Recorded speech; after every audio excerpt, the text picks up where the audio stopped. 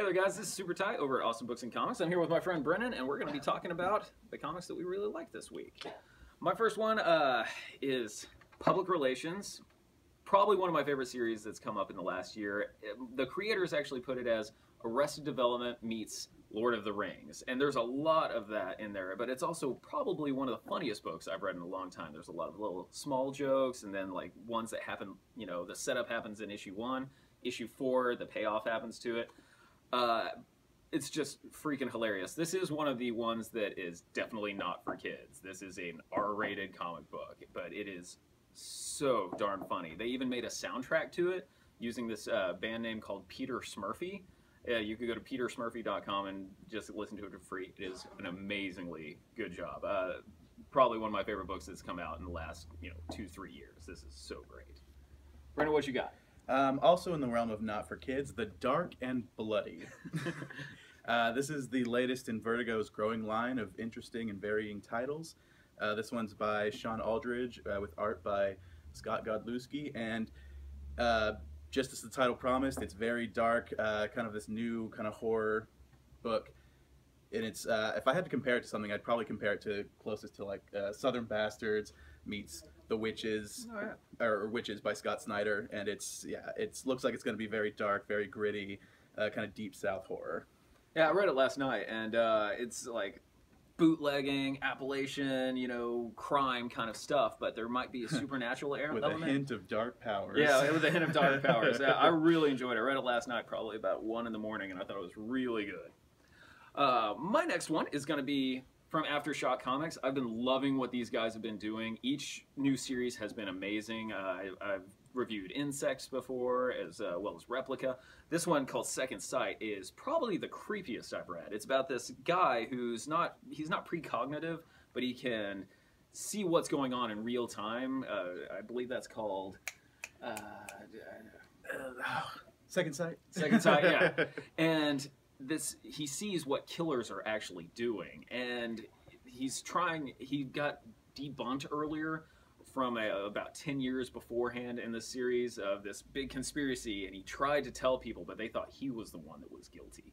And he's just trying to live his own life now, but somehow this one killer is trying to suck him back in.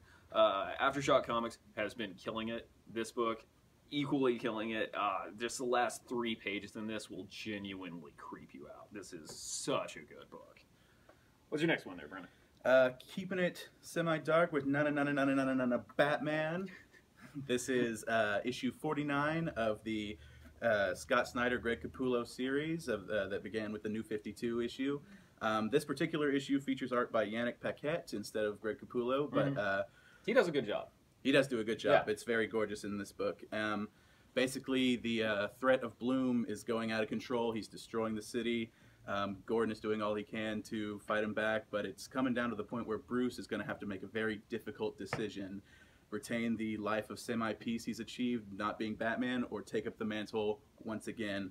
And it's starting to wrap up, and issue 51 is going to be Scott Snyder's last issue too, so it's starting to kind of reach that climax in what's already been a very epic run by those two creative forces, Scott Snyder and Greg Capullo. So yeah, I advise everyone to read this series. If you want to get started at the beginning, you can do it with the Court of Owls trade paperback, volume 1. So good, very dark. I'm not gonna lie, this actually made me like Batman again. I was so done with Batman because, Identity Crisis and then Infinite Crisis and all this stuff, and now, like, I liked it because Scott Snyder, he actually made Batman hardcore and interesting again. There's new villains, there's, a different pathos to them, and Scott Snyder, who traditionally is a horror writer himself, kind of infuses a sense of darkness and creepiness to the villains and the stories that he's writing or has been writing for Batman. It's a lot of fun, and it's also pretty gritty. Yeah, and Mr. Bloom is one of the creepiest villains. Yeah, very Cronin-esque. Yeah, very Cronenberg-esque. Cronenberg-esque. My last one is going to be The Troop by Titan Comics. It's not as well known as a lot of the other comics I've been talking about. I want you guys to think about the first season of Heroes and how great that was. And now I want you to imagine it being R-rated and way more hardcore. That's what the troop is. It's about these special people. Each one has a different superpower, and they're being gathered by this, eccentric billionaire. And they're being chased by this group called the Illusion. And it's, it's standard Men in Black kind of villain. But parts of it are really funny. There's this girl who, she's like 11 years old, and she can inflict any disease on people. And so she'll, for giggles, she'll just give somebody like, boop, acne. Or she'll give you cancer. Heartless. Heartless. So I really love this one. I thought this one was super great. What's your last one there, Brent? My last one is we recently got the first issue and are now on the second of the current run of Marvel's Old Man Logan. Mm-hmm. Now, I have always been a Wolverine fan, but I really dug the initial book by Mark Millar and Steve McNiven back in 2008. And waited for so long for them to do something else with it, and finally, around Secret Wars, they brought the character back, tied him in, and now he's recently found himself in the current main Marvel universe, along with all the other characters.